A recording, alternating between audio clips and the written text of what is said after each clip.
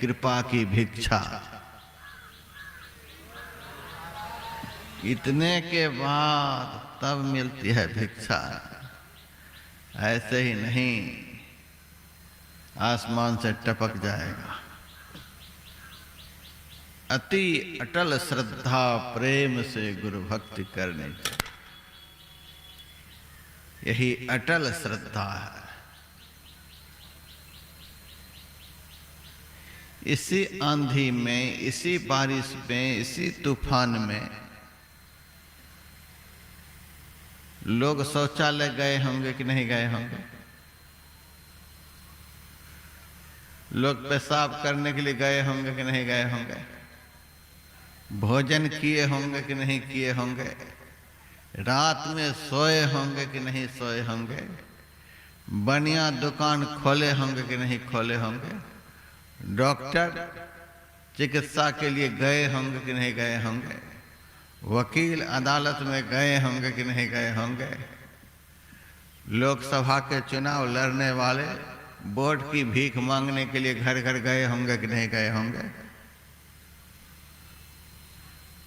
पापी पाप इसी वातावरण में कर रहे हैं, धार्मिक धर्म इसी वातावरण में कर रहे हैं, और हमारे सद्गुरु के प्यारे सदशिष्य यदि ऐसे वातावरण में ध्यान सत्संग को छोड़ दें तो क्या महत्व रह गया? टोटे में भक्ति करे ताका नाम सपूत, मालाधारी मायाधारी मस्खरे कहते ही गए ऊत। हमारे गुरुदेव के प्रवचन में आया है, कष्ट उठाना पड़े, दुख सहना पड़े, विपत्ति झेलनी पड़े, तो भी सत्संग और ध्यान कभी भी नहीं छोड़ना चाहिए। यहाँ गुरुदेव के प्रवचनों के ग्रंथों का संग्रह है, उसमें यह वचन लिखा हुआ है। यह सत्संग क्या है, ध्यान क्या है? यह आत्मा का भोजन है। अन्न और जल शरीर का भोजन है, इससे शरीर का बल बढ़ता है। और सत्संग ध्यान करने से यह आत्मा का भोजन है, इससे आत्मबल बढ़ता है।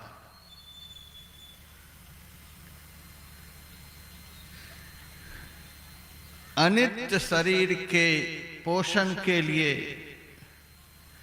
आदमी दिन रात प्रयत्नशील है। अनित्य शरीर के पोषण के लिए आदमी दिन रात प्रयत्नशील है। जब से जन्म होता है, जब तक श्मशान का रास्ता नहीं पकड़ लेता है, जब से नींद खुलती है, जब तक नींद में आदमी चला नहीं जाता है, तब तक अनित्य वस्तु के द्वारा अनित्य जीवन का, अनित्य शरीर का अहरनिश पोषण कर रहा है। बढ़िया बढ़िया कपड़े शरीर को पहनाओ, बढ़िया बढ़िया मकान में शरीर को रखो, बढ़िया बढ़िया सेंट साबुन शरीर में दो, बढ़िया बढ़िया खाना पीना शरीर में दो। इस अनित्य का पोषण दिन रात कर रहे हैं। क्या यह नित्य हो जाएगा? अनित्य का कितना भी पोषण करेंगे, यह नित्य होगा?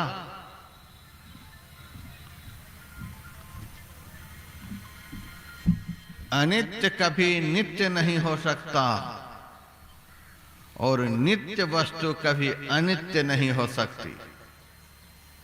शरीर अनित्य है, शरीर में रहने वाली जो आत्मा है वह नित्य है। नित्य नित्य ही रहेगा, अनित्य अनित्य ही रहेगा।